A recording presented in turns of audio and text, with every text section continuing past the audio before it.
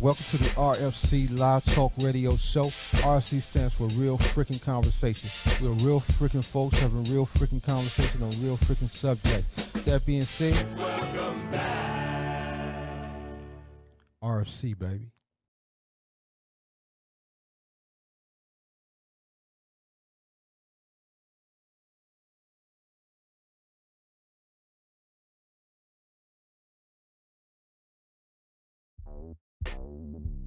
No.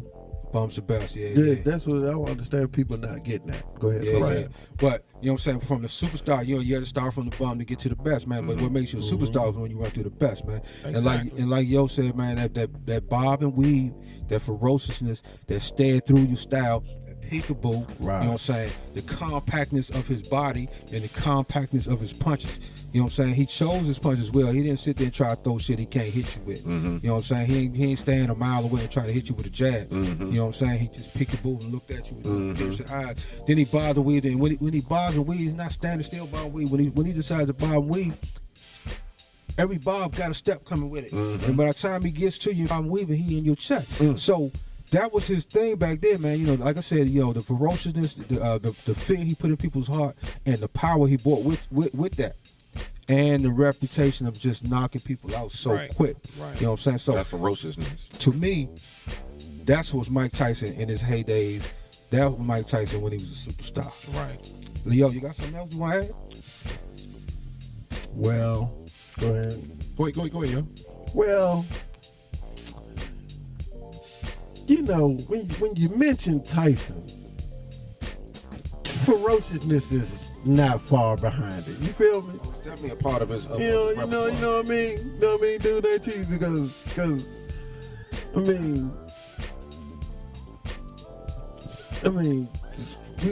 we are we talking about his heyday or fall from grace? No, we talking about his heyday. We talking about superstar. We made him a superstar. Okay. Yeah. Well. I mean. He's Mike Tyson. Fit his name. His name fit him, don't it? Baddest man on the planet. So can I ask? I just want to ask y'all this before we move on. Do y'all think that today he still got that intimidation that people is going to be scared of him, or do y'all think that that's something of the past? Because it's years, years in the past, and everybody was thinking of him as somebody just to be scared of immediately. So what y'all think about that? Being as though we was talking about, intimidation. I got you. Yeah. Today, for me, I would say yes, because man, I can't take nothing away from. The last time I seen you is when you was that type of guy. You know what I'm saying? And I mean, when you stop fighting, you kind of like was not acting like the baddest man on the planet. Right. You know what I'm saying? But right now, still, let's put it like this. For me, ain't no motherfucker really fucked with him. Like walk up to him and fuck with him. Let's go, champ type shit. You ain't do that to Mike. You know what I'm saying? You let Mike live his motherfucking day, do his thing. You know what I'm saying? You ain't come up there and try to get pictures all in his face like Mike, you a sucker, man. You know what I'm saying? Like Gary Russell, man, you a sucker, man. Yeah, there ain't nobody do Mike like that, man. Right. So I still say he still got that intimidation, man. You know what I'm saying? Right. You know? Okay, but on the flip side, let's talk about Roy. What's going on with Roy? What y'all think about Roy right now? Yep. Well, we'll start with you, yo. See what people need to understand. Hold up. First of all, I get it. Mike Tyson, Roy Jones fighting, who gonna win? Mike Tyson. You know what I mean? This flow off your tongue real like it ain't nothing. But I think people fail to realize that Roy been knocking niggas out too. Well, I'm sorry, excuse my words. Been knocking people out too. And I know he doesn't hit as hard as Tyson, but Roy does hit hard, and Roy does have a chance. No, that's not the question. That ain't the question. The question is, Roy, what made Roy a superstar? Oh. Yeah. You know what I'm saying? Like what, okay. In his heyday. My bad, in his y'all. prime. Excuse me. Okay. But Roy a superstar in his heyday. Speed. Okay. Speed and power in fighting style. I mean, he fought fights where he had his hands behind his back and knocked the dude out before the dude can block it. I mean, it's like super duper speed. And I have to believe that's what made him, vicious in his heyday. So we can stop right there. What you think about that dude named Cheese? All right, so for me, Roy made Roy a superstar in his heyday was Roy was a 101% pure athlete. You know what I'm saying? Wasn't nothing that he couldn't do. Basketball. He played basketball. He played in the basketball league while training, while fighting. You know what I'm saying? He played basketball tournament games on the day of the fight. You know what I'm saying? That helped him with his speed, his agility, his way to bounce. You know what I'm saying? The way to get around. Put them hands behind the back. You take that crossover, put that joint behind your back. You know what I'm saying? Arm the joint. You know what I'm saying? So like Yo said, yeah, he had that speed. Sound like Floyd. Excuse me, though. Sound like, well, see, Floyd, basketball. yeah, that's all after the fact. He didn't play basketball while he trained, though. He was a gym rat. He was all about his craft. Okay. Nothing was going to distract him from what he needed to do. Right. You know what I'm saying? Basketball is something he liked. But for Roy, I mean, like Yo said, man, he had the speed, he had the power, he had the agility, he had all this good stuff. It was chiseled like a gymnast, man. He had the body to go along with it. See what I'm saying? And he had that mindset. You see what I'm saying? That mindset where you couldn't F with me. You know what I'm saying? You couldn't mess with me. So as he grew, as he started winning, and he started knocking out champions, after champion, I ain't gonna say knocking out beating champion, after champion, what more can you say? Right. Passing the ball back. But how you say you go from bum to good fighter? He walked through.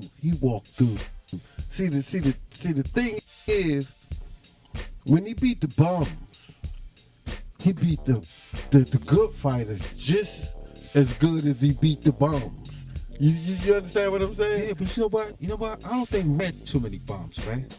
You know what I'm saying? I think that at that time, that middleweight division, man, at that time, division was stacked with nice players. Think about Roy beginning fights.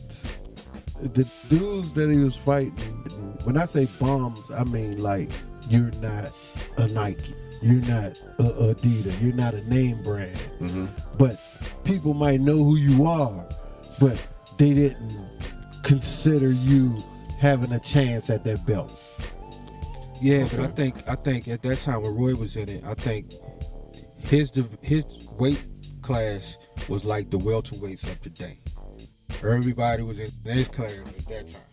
You see what I'm saying? So, like I'm saying, you had some names in that joint. You had James, Tony, and Hopkins, and all them dudes was in that joint. That's Virgil Hill, and the dude he knocked out with the body shot, man.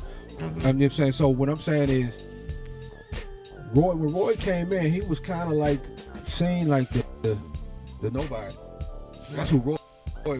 He wasn't expected to be the James Tony type of dude on that level as Bernard Hopkins. You just had that, but you had to school these dudes to move up and became who you became.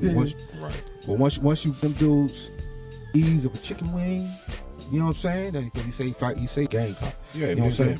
Once he did that, man, he wasn't nothing, he no holding back, man, because he beat the best of the best early on. I think what makes boxing so vicious and nice is because you could take a boxer, a fighter, and one fan would say, "That's my man," and he about to get that belt.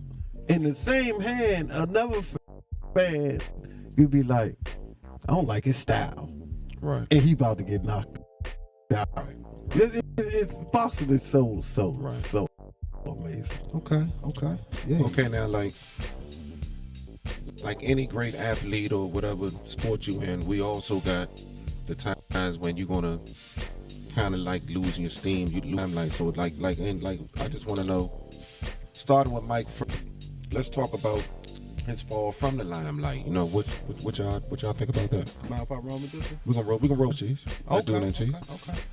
All right, so for me, for Mike, man, off with the laws of Customato. You know what I'm saying? Once he passed, man, there was too many hands out there trying to, get a piece of that pie, man. You know, eating was so good, man. You know what I'm saying? So, Don King, taking his money. Youngest dude, champion with all party and all this baddest bras. You know what I'm saying? That was just going too fast for him, man. And charge, man. I'm gonna call it. I don't know what it was. You know what I'm saying? Oh, it's just a charge. Yeah, it was just a charge. You know what I'm saying? Then getting with his wife. Right.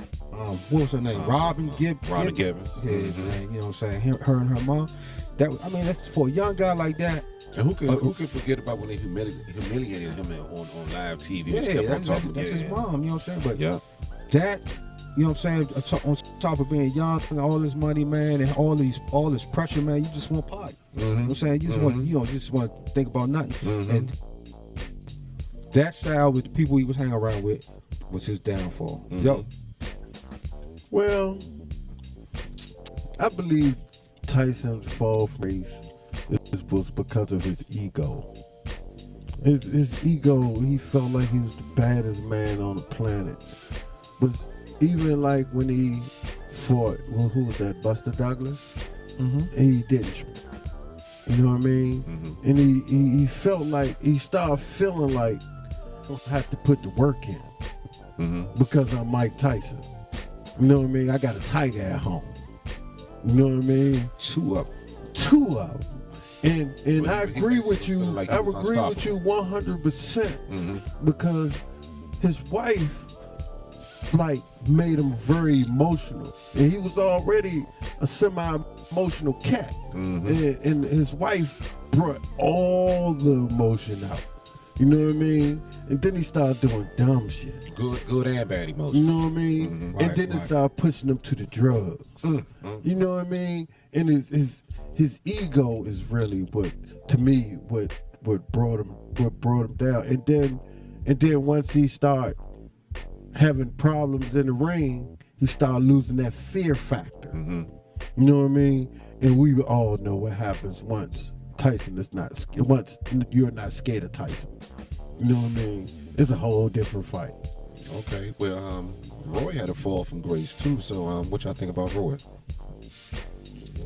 Okay. So we can start with you, dude, ain't Cheese? Well, you know what, man? For me, man. That for me is real quick, real short on this one, man. His short but sweet. Short but sweet, man. The fall from grace was he didn't retire when he said he was gonna retire. All right, so yes, I mean he was undisputed, unstoppable, untouchable. You know what I'm saying? Yes, he was. All the way till he moved to heavyweight, right? Yeah. You know what I'm saying? He was in the best shape of his life. You know what I'm saying? He jumped up there, beat Ruiz, man, or John Ruiz, whatever the hell his name is. You know what I'm saying? And then he said, I only want one fight after this. And that's with Mike Tyson. Right. Me in my prime, Mike in his prime, man. You know what I'm saying? I believe I could take Mike. You know what I'm saying? If Mike don't take the fight, then I'm done. Y'all think Tava took a little of his fire? Let me get some of that. Yeah. So that was it to me, man. But moving up and then coming back down. Yeah. He should have just stayed. He should retire and follow his thing. Mike ain't want to fight. Mike said he was retiring. You accomplished the greatest feat of them all. Right. Becoming heavyweight champion. You know what I'm saying? And while he was still holding the belt, wasn't he? Yeah. So at that time you should have stopped. Go ahead. Everybody knows how you feel about that. For real.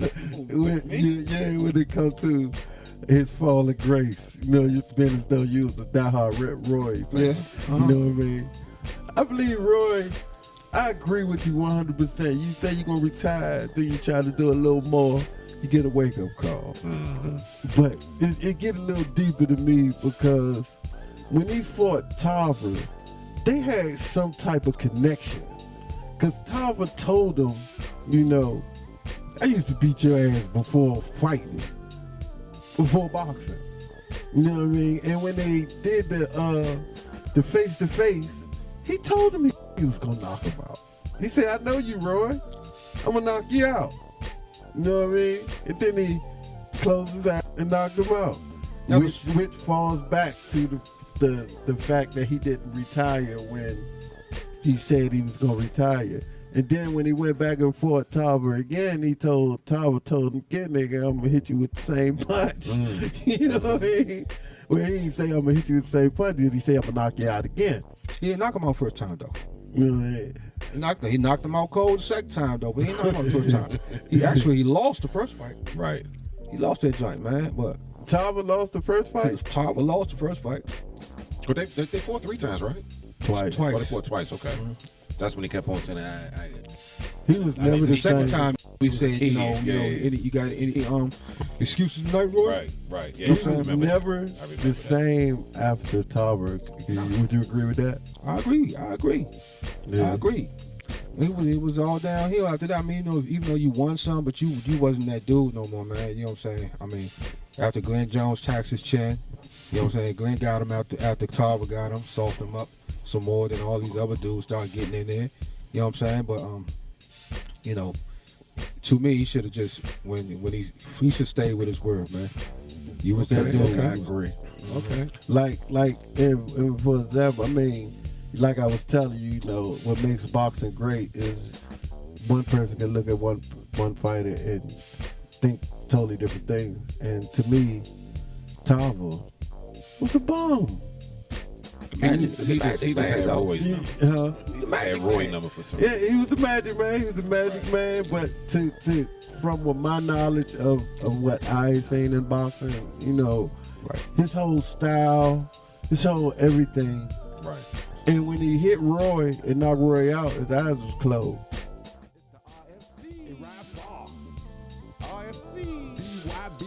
It's the RFC. It's the RFC.